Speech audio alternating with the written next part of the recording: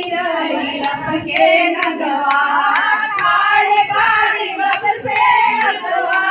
रही हरी लपके नगवा दरे डोरा लागे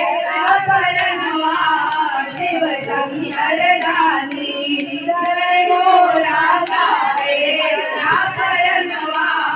शिव शंकर दानी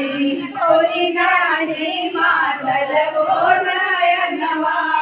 शिव शंकर दानी बोलेला नंदी बेला तेरे भइल बेला बोलेला नंदी बेला तेरे भइल बेला शिव गण के दी बालकनवा शिव शंकर दानी शिव गण के दी बालकनवा